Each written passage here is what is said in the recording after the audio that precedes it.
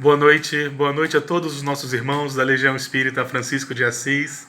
Estamos com muita alegria hoje reunidos, exatamente fechando um novo ciclo, fechando mais um ciclo e abertos para esse ciclo que se anuncia.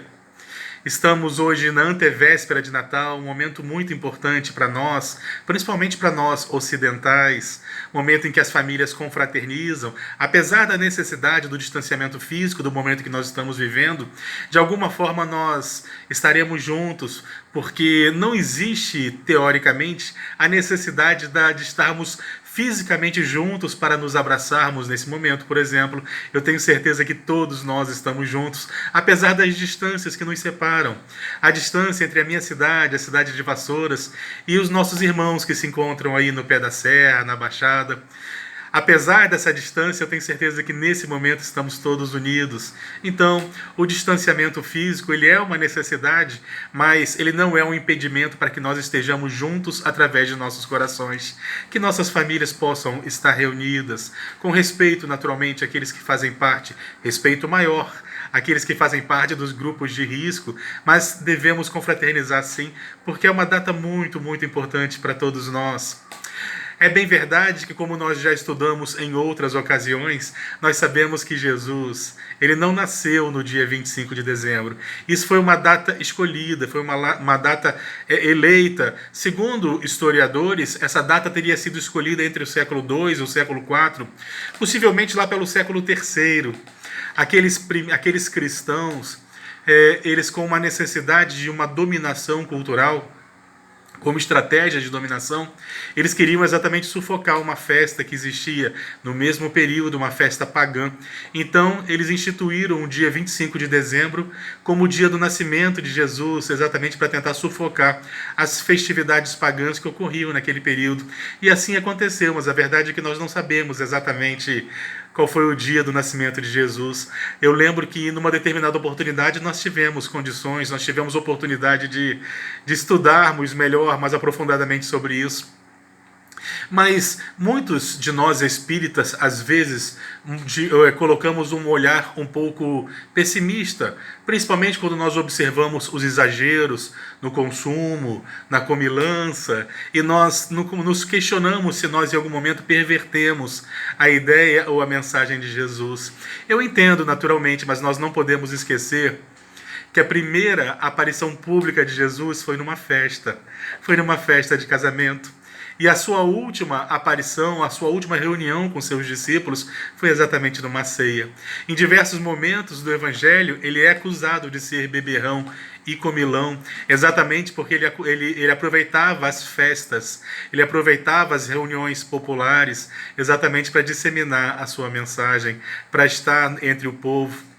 E assim ele vai estar comumente cercado de pessoas de toda a ordem, de todos os tipos, e não raro ele vai estar confraternizando. Então, não é uma necessidade nós que nos candidatamos a sermos seus discípulos, nós não temos que evitar, nós não temos que fugir das alegrias do mundo.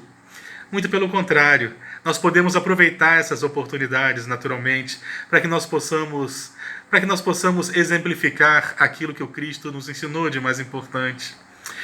Uma vez chegaram perto de Jesus e perguntaram para ele qual era o mandamento mais importante da lei. Qual era o mandamento mais importante da lei? Não sei se todos nós sabemos, mas existem nas páginas do Antigo Testamento, existem 613 mandamentos. 613. Podem contar. Desses 613 mandamentos, é distribuído mais ou menos assim. Cerca de 400 desses mandamentos estão dizendo o que você não pode fazer. E cerca de 200 dizem o que você deve fazer.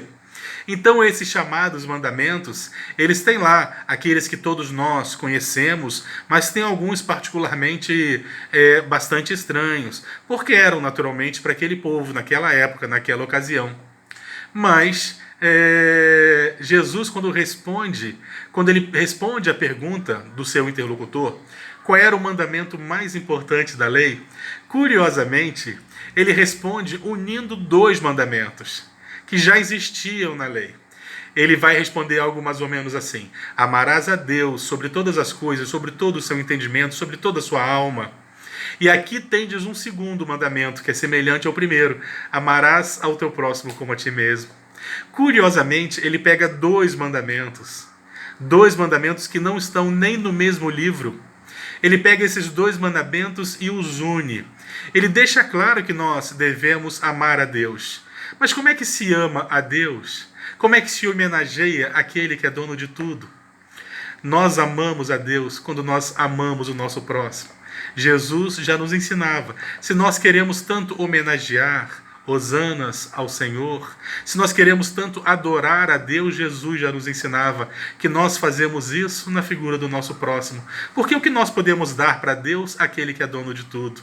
Nós o adoramos quando nós auxiliamos o nosso próximo, quando nós levamos alegria, quando nós levamos a mensagem confortadora. Então Jesus já nos auxiliava. Amarás a Deus sobre todas as coisas. E aqui tendes um segundo, semelhante ao primeiro, e ao próximo como a ti mesmo. Os seus discípulos, eles vão repetir isso, já colocando como se fosse um mandamento só. Amarás a Deus sobre todas as coisas e ao teu próximo como a ti mesmo. Mas na verdade são dois mandamentos que Jesus uniu num só, para que ele pudesse ter mais significado.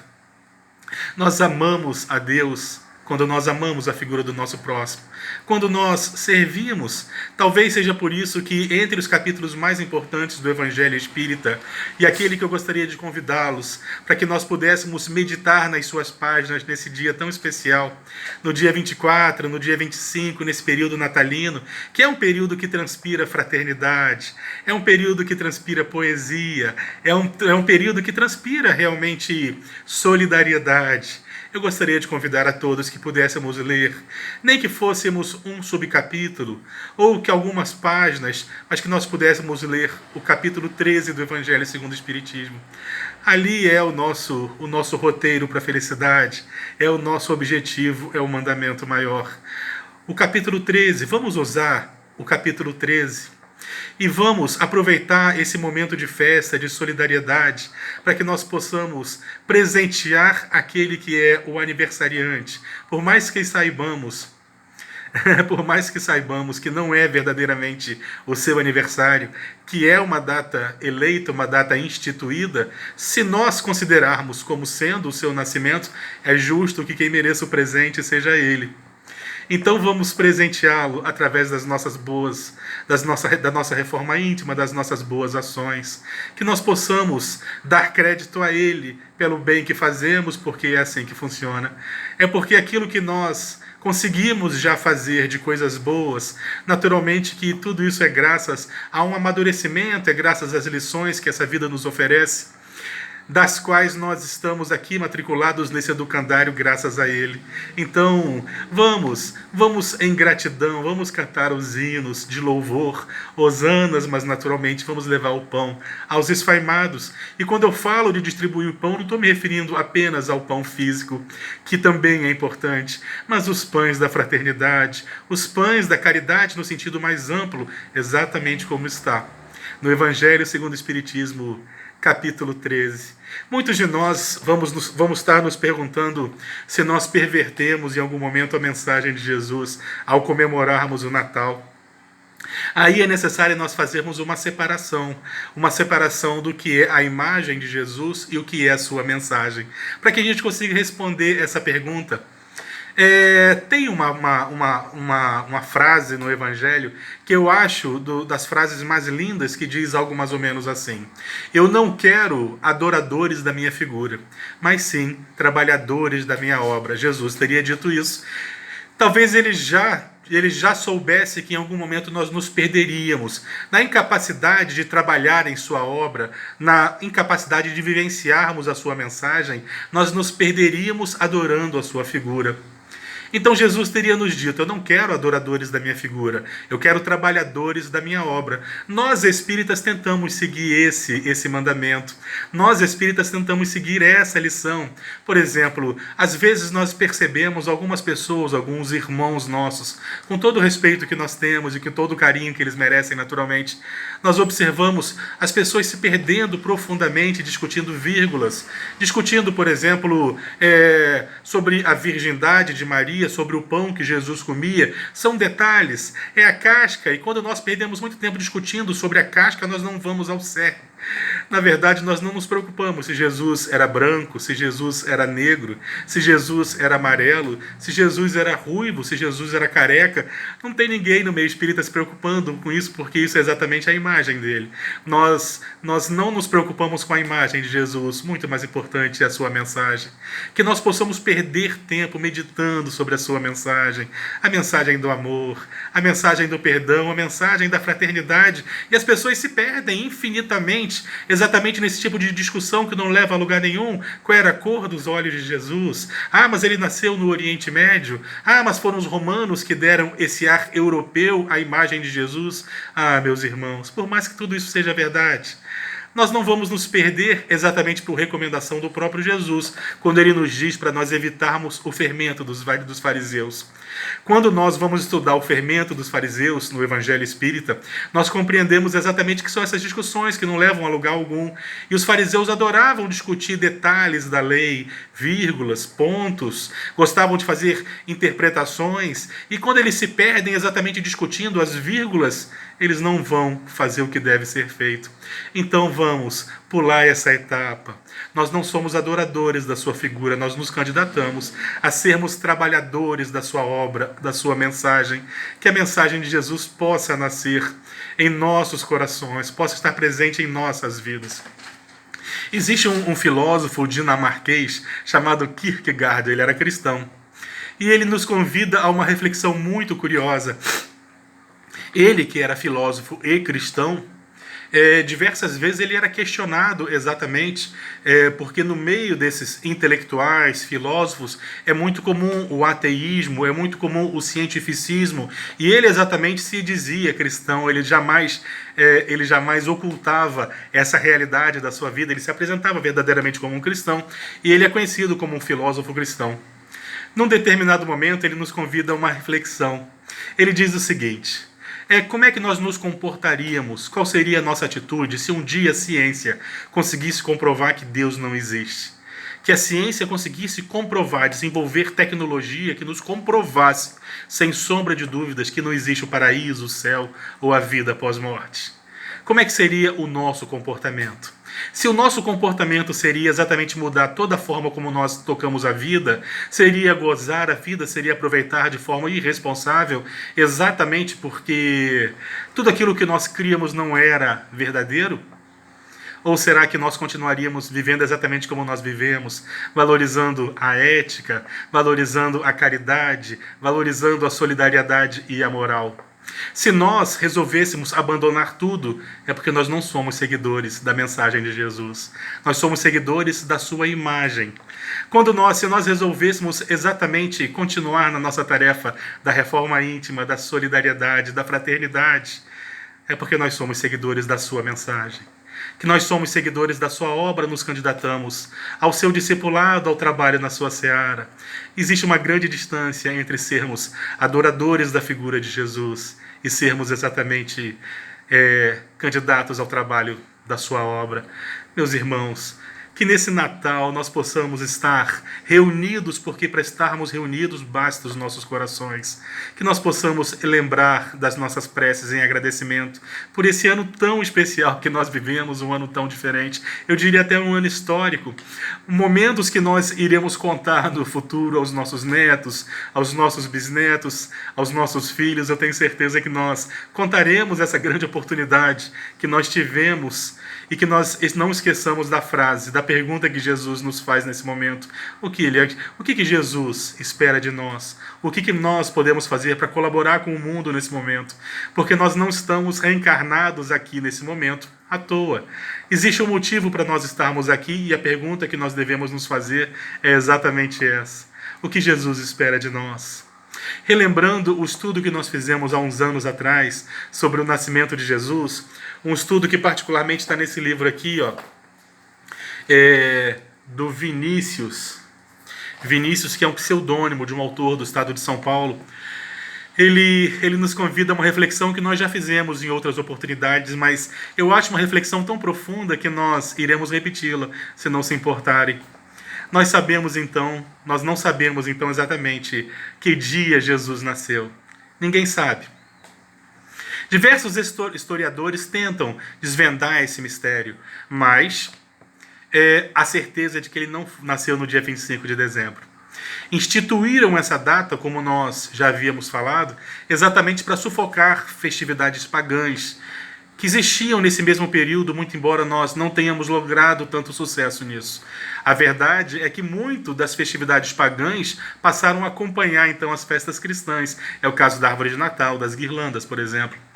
Mas, se nós tivéssemos condições de perguntar o dia do nascimento de Jesus por os grandes expoentes do cristianismo, será que eles saberiam nos dizer o dia que Jesus nasceu?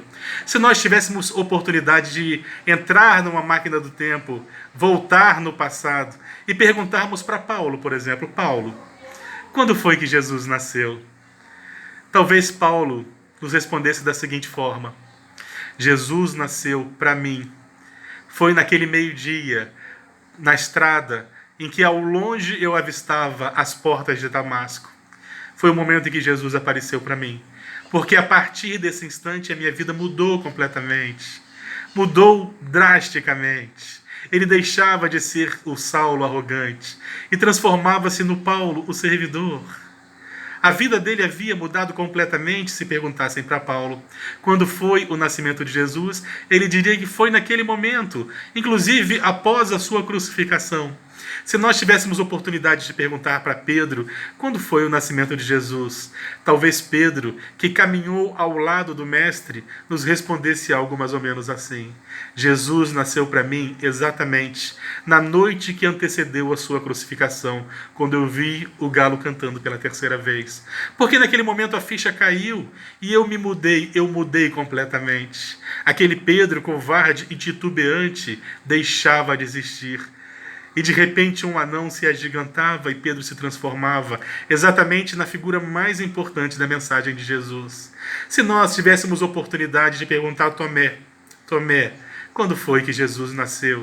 Talvez Tomé nos revelasse que o momento em que ele se modificou completamente e que não lhe restou nenhuma dúvida foi aquele momento em que Jesus o convidou a tocar-lhe as chagas.